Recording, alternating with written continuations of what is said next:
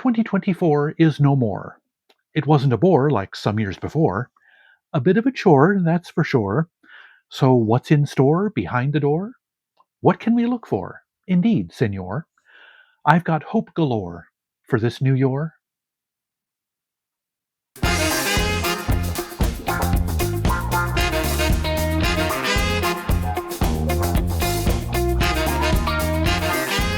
Greetings, one and all, and welcome to Tom's Hit Parade. By the way, I invite you to hit that subscribe button, give me a thumbs up if you like what you see, share this video with your friends, and leave me your thoughts down in the comment section. It would mean the world to me. So, yes, 2024. Am I right? Stick a fork in her, she's done. Yes, this will be part one of a two-part video series, my end of year special. It used to be spectacular-ish, but it's gotten a bit ishy in the last couple of years. But yes, in my next video, I will be counting down my top 25 plus a few honorable mentions, favorite albums of 2024. Today's video will basically be everything else year-end related. I plan to, let's see, I've got my notes on my phone here. I plan to do a little in memoriam segment talking about the artists that we lost over the past year. And then I will be talking about my year in review, stuff that's happened to me and my channel over the past year. Then I'll be talking about my favorite purchases of the year. It's a list that I really enjoyed doing 2 years ago and I didn't do last year. As a side note, I watched my year in review video from last year, and this video should be a whole lot better structured than my last video. I did the last video in the wake of the ice storm that we had. My brain was mush, kind of like the roads and sidewalks were with all the ice. So yes, hopefully this video will go much more smoothly than last year's year in review video. Yes, my favorite purchases of the year, and then my most disappointing albums of 2024, and a couple of other miscellaneous favorites lists to round out the video on a positive note. So yeah, first of all, before I do anything else though, I want to do some acknowledgments. First of all, a huge thank you to all you people out there who watch my videos, who've subscribed to my channel, all the views, all the likes, all the comments. This channel is just a hobby. I don't do this for the subscriber counts, the view counts, the likes, the comments, and all that stuff, but I do enjoy doing it because I love music. And so I I try to at least heart every comment, and I try to respond to them when I can. I might not respond to every comment, but trust me, I appreciate every single comment that you guys leave. And as I said, all the views, all the subscriptions, it really means a lot to me. I do appreciate you guys. Even though this is a hobby, it's fun to know that some of you people out there enjoy listening to me yammer on about music and all that stuff. So it's just, I really do appreciate that. I couldn't say that enough times. Secondly, I wanted to give some shout outs and acknowledgments to some YouTube channels. Some of them I discovered this year. Some of them I've been watching for 2, 3, 4 years or more. I plan to list all these channels in my video description below. It's my template description, which I put in every video. Hopefully I didn't leave any of them out. I did revamp my description, update it for this new year. Anyway, some of the ones that I discovered this year in 2024, Rick and Records in the Vinylarium. That's his catchphrase. He does all of his videos from his Vinylarium. He's a fun guy to watch. I really enjoy his what do you call it? His haul videos and the stuff he's been listening to and all that jazz. He's lots of fun. Rick and Records. Papa Nick's music is a lot of fun to listen to watch and listen to. I love his presentation, and I feel in some ways, which I won't get into in this video, I feel a bit of a kindred spirit with him. In certain ways, and so he's just I've just kind of developed an immediate like for him. As soon as I started watching his videos, I really like him. That's Papa Nick's music. The CD Rabbit Hole, I just discovered this channel this week, thanks to Bryer's Music Showcase. He's another channel I'm about to shout out. Bryer shouted me out in a video, and CD Rabbit Hole started watching my channel on recommendation from Bryer. So Turnabout is fair play. I subscribed to CD Rabbit Hole and I enjoy his stuff. He's just getting started. He's a new channel on YouTube, so give him some support. Watch his videos. Give him a subscribe or two. Well, I guess you can only give him one subscribe, can't you? I guess that's a good safety measure for YouTube. Let's see, what did I have? A CD rabbit hole. Brent Evans, he's another fun YouTuber I like to watch. Music Meanderings, I like his channel. He's also very informal. I like the informal, not super well scripted channels. There are some that are, they kind of, give themselves a bit of a slick presentation. There's nothing wrong with that. It's when if you want to look professional, I'm not one to disparage you for doing that. Great, but I personally enjoy the more informal, lo-fi video YouTube channels, and so he's one of those. Music Meanderings. Other favorites that I've been watching for 2 or 3 years or more include SupraWes. He's lots of fun. He's out of Florida, I think, and his CD and vinyl hauls are lots of fun to watch. And boy, does he buy the CDs. He buys more CDs every month than I do, which is saying something. And Bryer's Music Showcase, I just mentioned him. He's lots of fun too. He's also one that buys quite a few CDs. It's like, I thought I bought a lot of CDs every month, but Bryer and Wes kind of have me beat there. Oh, sorry about that. I kicked the tripod. Didn't mean to do that. Sorry. Um, the CD Cave, Jack Burial. He's up in Canada, and he's fun to watch. He does a CD haul every week, and I enjoy his stuff. Steve Herold, he's another great YouTuber, lots of fun. And I found out by pure coincidence his intro, his title card or title thing, bears a bit of a resemblance to mine, as does his opening salutation. Uh, Pure coincidence, at least I assume so. But yes, he's lots of fun to watch. I enjoy his sense of humor. He's got a pretty good sense of humor. And Steve Herold and Steve Schnee, the CD Junkie. He's lots of fun to watch too. And another one with great presentation. I think he has been in radio before, which would explain why he's so good at what he does. I mentioned appreciating people who comment on my channel. I've got to say, I am not the best at commenting, but mainly because most of the time when I'm watching YouTube, it's in the evening and it's on my TV. I have a little Roku box on my TV, and that's how I watch the majority of my YouTube. And there is no mechanism for leaving comments on the Roku app for YouTube. So leaving comments on videos would involve having the time to rewatch if you forget what you were going to comment on, unless you have a freaking pad and pencil with you to write down what you were going to comment on. All that stuff gets into a little bit of labor intensive territory. So my apologies. I am not the best at commenting, but all of these YouTube channels that I just mentioned, I watch all of you guys regularly and really enjoy your channel. I just need to try and get myself some way to be more of a commenter on your channel. So, but yes, New Year's resolution. There we go. That's my first New Year's resolution.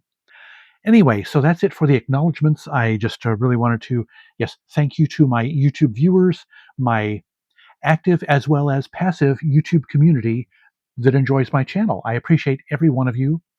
I've got 320 something subscribers. I've been doing this for 6 years, so 300 something subscribers is not a huge number. But as I've said before, I really suck at self promotion. But hey, I enjoy being a small scale YouTuber. If I get a bump in subscribers, great. If not, I'm okay with that. Although I do appreciate, as I said, every one of you subscribers. Anyway, to avoid repeating myself even more, let's move on to my next topic, my year in review. This is going to be more about my YouTube presence than about my personal life, because in personal life, there's not much more to talk about other than the ice storm back in last January, almost a year ago that was, knocked out our power for 6 days. And yeah, there was a lot of yard cleanup. A whole bunch of tree branches and stuff came down on our property, and yeah, that was a chore.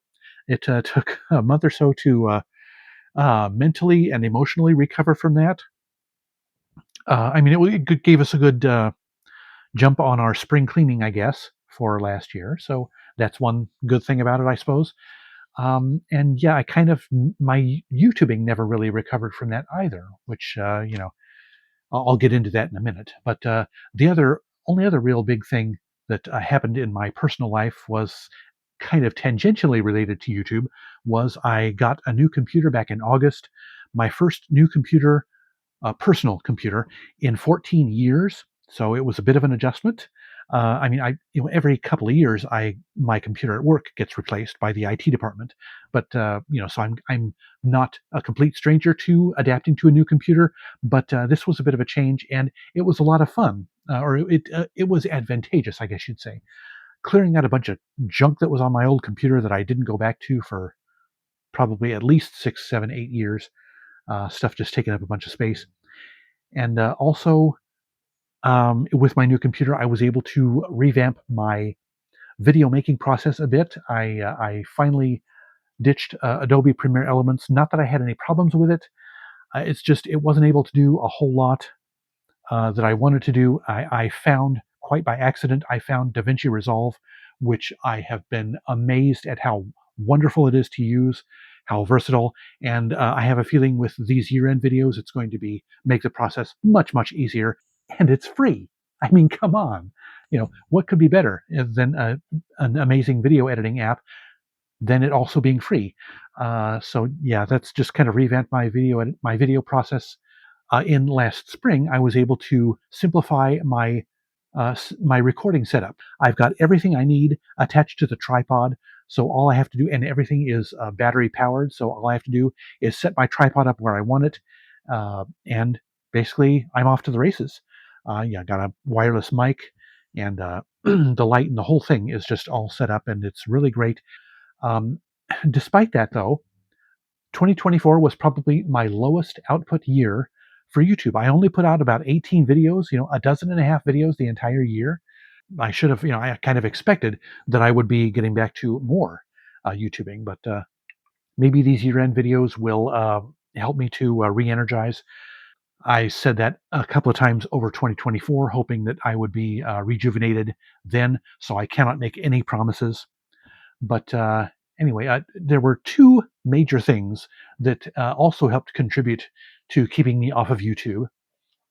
And that is, I have a little side hustle, a side project that I convert LPs or cassettes to CDs for customers. It goes through the local record store. They do the they take the source recordings and the money from the customer, and they actually don't take a commission from me, which is very, very generous of the owner. And then I pick it up, do the thing, take it back, and drop it off for the customer, and the customer comes back to the record store and picks it up. It's great, great process, and I've had fun doing it. Helps me exercise my artistic side, I guess you'd say. Well, sort of. I actually, when it's an LP, or a cassette, I scan the original album art and use that to make the inserts and stuff. And so I do kind of uh, um, do my own design for the back cover just to make the track listings readable and all that stuff. So yeah, it's fun. I enjoy doing it, and it's made me a little bit of money on the side. So and also uh, 3 or 4. It's been probably 4 years ago now. It was during lockdown. I got a VHS, a video conversion gizmo for my old computer, and digitized a whole bunch of our old VHS tapes. And I finally, 3 years, 4 years later, I finally got the bug to begin editing. Some of the videos that I captured were homemade movies like Star Trek movies and other type of things from a friend that I had, a pen pal that I had down in Costa Rica. And and all this time I've been wanting to put those onto, my ultimate goal is to put them onto DVDs so I can watch them on my TV. But it's been a tricky process editing those because the recording, the video capture app would leave the audio out of sync with the video. So while editing the videos, to take out needless empty space, I've also had to resync the audio with the video. So it's long and involved, but I'm enjoying it a lot. And so, sometimes, some weekends, I just don't feel like doing videos, YouTube videos, and instead I work on some of that other stuff. And yes, I have a 40-hour a week job, so the only free time that I have is really on weekends. So such is life, As I said, still trying to find it's still a mild lack of motivation. It's not as severe as it was earlier in 2024, but as I said, I'm hoping that maybe with doing these year-end videos and remembering some of the great stuff I can do with DaVinci, maybe I will get some inspiration back and come roaring back in 2025. Knock wood. So anyway, the one thing I am very particularly proud of in 2024 with regard to my YouTube channel is my John Williams Week videos. Yes, 5 out of the 18 videos I put out all in 1 week, so my output was a little inconsistent, I will admit. But yeah, that was a whole lot of fun, and I am still enjoying those John Williams CDs pretty regularly. And yeah, just and and I forgot to mention the John Williams documentary that was on Disney Plus, premiered on Disney Plus in November. Music by John Williams. Fantastic documentary. Everybody should watch it. Even if you're not a big fan of film scores, it's the story of the guy who did the music for Star Wars, Indiana Jones, Jurassic Park, Harry Potter. Even if you're just sort of interested in those movies, the themes are inescapable, and you might enjoy learning a thing or two about the guy who dreamed up that music. I don't have any stake in Disney Plus or in DaVinci Resolve for that matter, or anything I've talked about. I'm just professing my love for them as a fan. So yeah, give it a watch. What can I say? Anyway, um, so yes, I can't make any promises for 2025, except perhaps I plan to show you a bit of a behind the scenes room tour video, updated room tour, sometime this year, hopefully early in the year, just to show you what my recording setup is, as well as okay, you can't see the top row, but this part of my record cabinet from here up is actually 3 rows. This row and the row above it, all of those are records I have not listened to yet. So yes, my vinyl listening backlog is huge, and that is a project I have. It's a goal I have for this year, is to work my way through that vinyl listening backlog.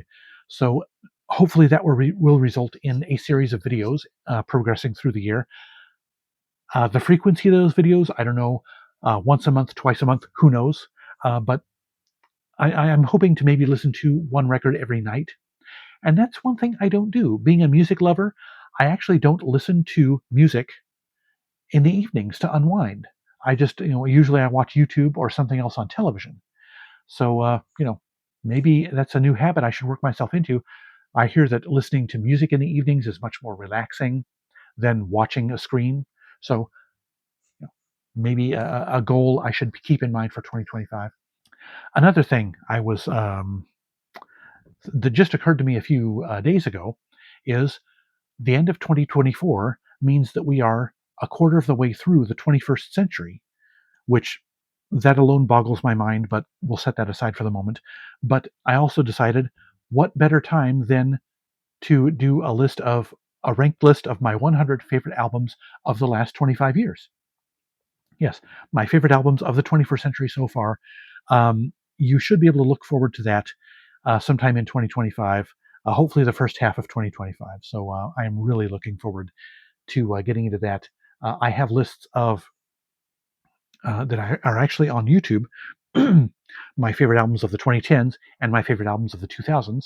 So I will kind of work off those lists, but you can expect some surprises in the new revamped 25-year list. So look forward to that. In this next section is In Memoriam. It's just I'm going to talk about mention some of the artists, just some of the artists. I won't be able to mention all of them who left us over the course of 2024, who are no longer with us. Starting off with the guitarists behind 2 of the most well-known themes of all time. Vic Flick, who played the guitar line on the James Bond theme, classic piece of movie music there, as well as Dwayne Eddy, who, amongst many other things in his pretty remarkable career, played the guitar on the Peter Gunn theme, on which John Williams played piano, by the way. Had to put that in there. Then we have a couple of big ones here. I probably should have put them toward the end, but anyway. Country music legend Toby Keith passed away far too young. I think he was only in his 60s when he passed away. Terrible loss there. Greg Kihn, who was a rock musician whose big hit was a song called Jeopardy, which Weird Al Yankovic parodied as I Lost on Jeopardy. And then we have Chris Christopherson, country music singer-songwriter, absolute legend. He passed away over the course of 2024. And then we have Seiji Ozawa, who is, you may not recognize the name, but he was the conductor of the Boston Symphony Orchestra for 25, 29 years, something like that.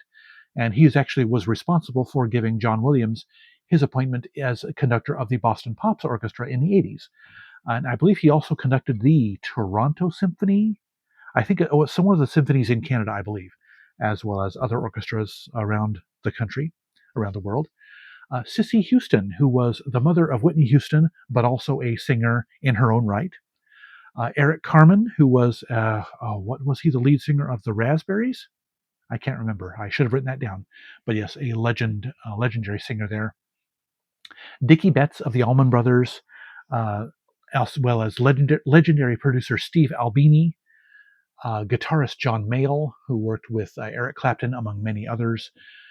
And then, I decided to separate the list into two parts. One part of with the artists who I don't have any music from, but then the list of which I do have CDs by.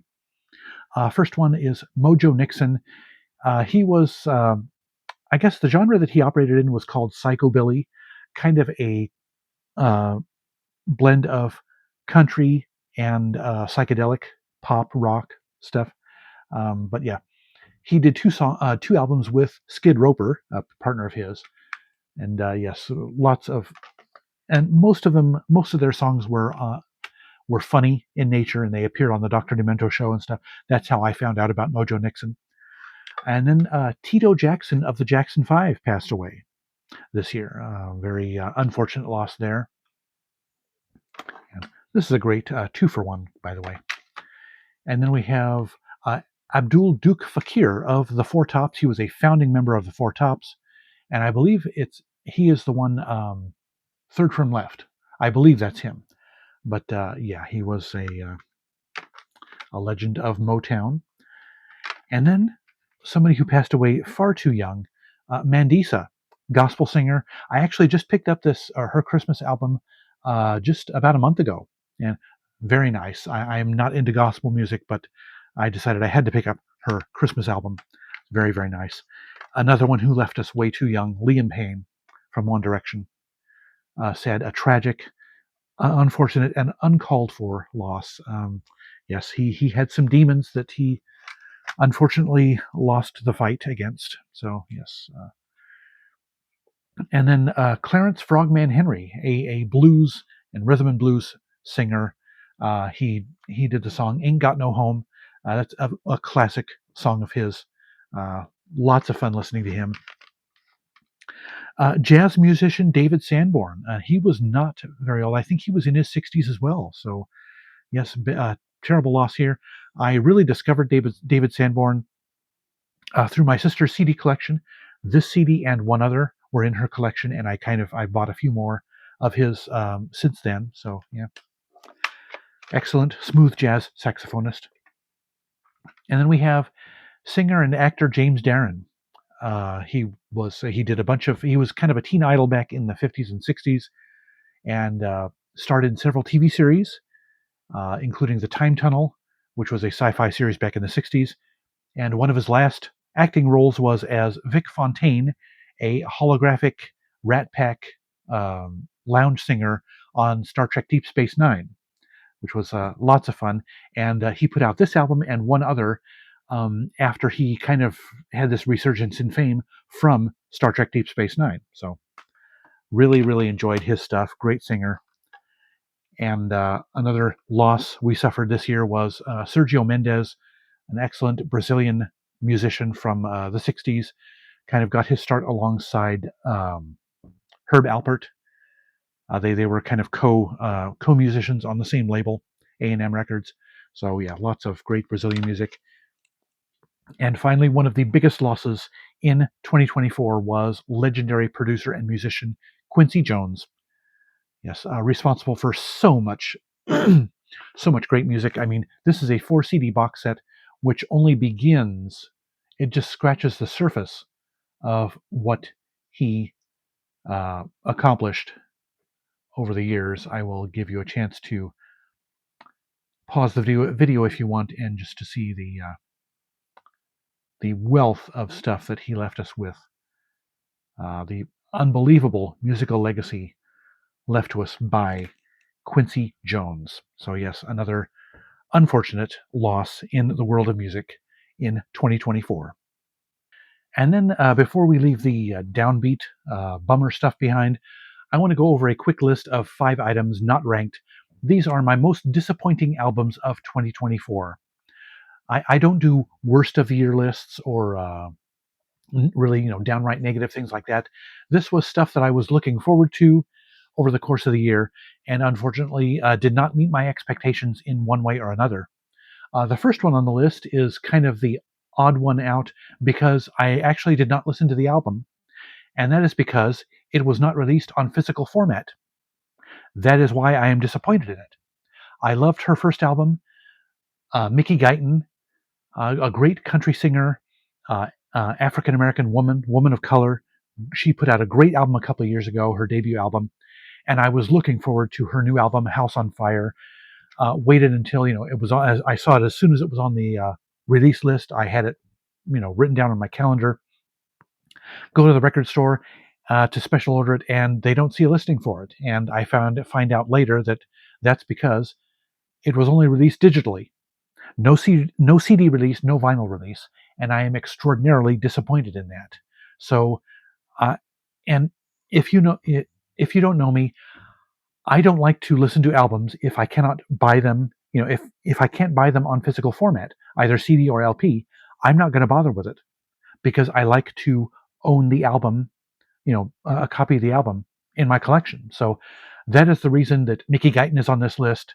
Very, very disappointed in her or her management or whoever it is that decided not to release her album physically. I'm sure it would have been a fantastic album.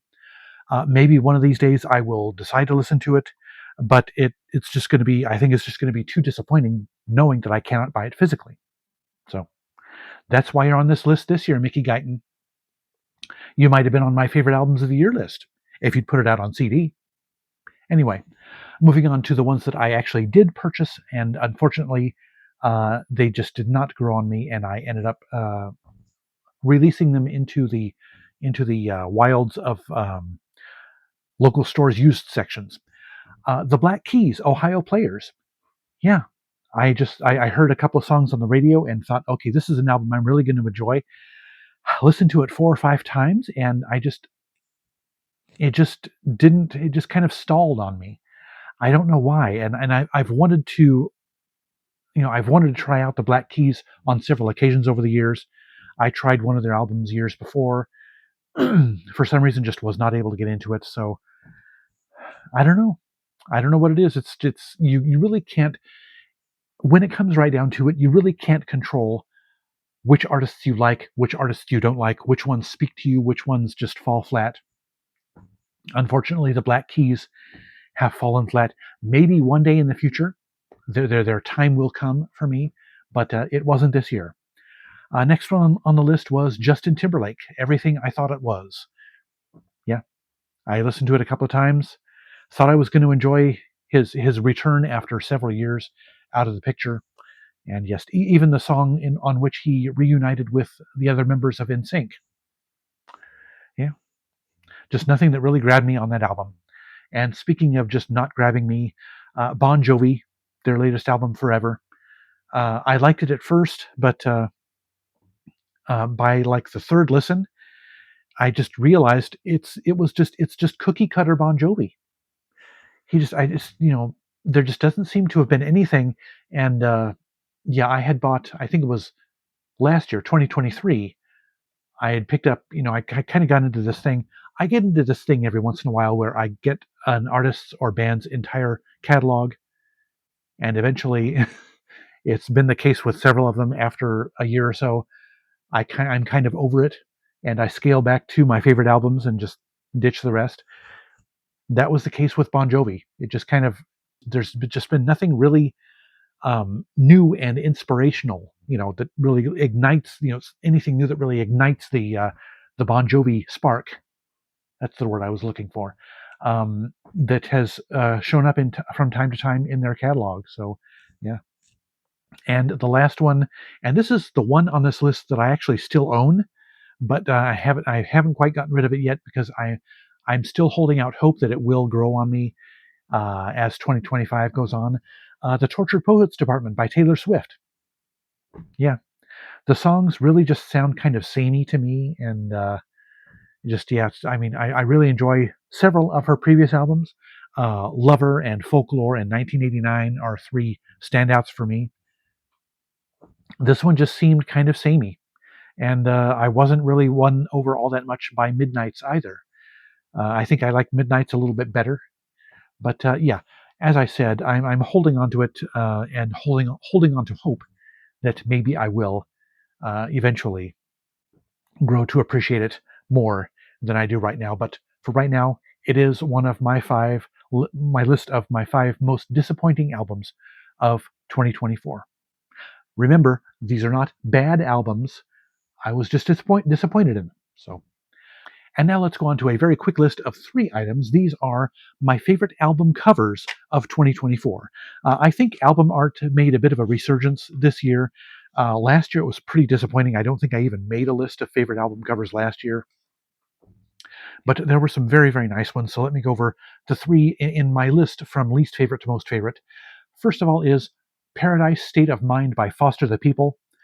I sometimes I love this kind of abstract uh, album cover art, this kind of surrealist. Yeah, it's more surrealist than abstract. But yeah, just look at it. It's kind of interesting. All the stuff going on in there. I kind of liked it. Yeah, I do. Yeah, as I said, I kind of enjoy that kind of um, surrealistic stuff that some artists do with their cover art, and just the composition of it is kind of appealing. I don't know what it is. It's just sometimes it's just kind of like with music itself. You don't know why you like or dislike music. You don't know why you like or dislike album cover art. The next one on my list is my second favorite, and this is a bit of a bizarre choice, but it is Beautifully Broken by Jelly Roll. And the reason I like it, I mean, I'm not crazy about skulls in album covers, but it's the finer details in this. Um, there is a Japanese art called kintsugi, which is where they take a pottery or some other stuff that is broken and they piece it back together and use gold filling, gold paint or gold cement or whatever to piece it back together. And the idea in that is there's beauty in things that are imperfect. And I don't know if it was Jelly Roll himself that came up with the concept for this or not, but it worked right into the album title, Beautifully Broken. And you can see that the skull is pieced back together with kintsugi. And so I just thought that was just the concept of that was just fantastic. And the marble backdrop is also kind of adds to it. But yeah, just that for the idea or concept behind that album cover than for the actual imagery itself. That gets a thumbs up from me. Very, very highbrow sort of concept for that album cover art. But my favorite album cover of 2024 has to be The Border by Willie Nelson. I mean, just look at that picture. Gorgeous. I absolutely love, and it's something that I have not, I've only recently become fond of, and that is nature photography. Just the color palette in this, just those pastels and uh, the sunset colors in that. I just absolutely dearly love that album cover. The album's pretty good too, but the cover art just knocked it out of the park for me. And yeah, I would be totally okay with plenty more album covers like this adorning the shelves of record stores. Okay, I've decided, spur of the moment, last minute decision here. I've decided that this video is just going to be way too long if I try to include this last segment in it, so I'm going to stop this video here, and this will be a three-part year-end celebration-ish for Tom's Hit Parade rather than a two-part. My next segment will be my favorite purchases of 2024. It's going to be 22 things, so it's going to take up a little bit of time. So that'll be its own video, possibly tomorrow, possibly later today. I'm not sure. I will make up the schedule spur of the moment as well. So anyway, that'll do it for this video. Be sure to like it if you liked it. And before you go, drop me some feedback in the comment section. I'd love to know what you think. Don't forget to subscribe, hit that bell icon to catch my new videos, and click my username to browse my old videos. Links to my socials and my favorite fellow YouTubers are in the description below. Otherwise, thank you so much for watching. I'll see you next time, and remember, life's too short to be a music snob.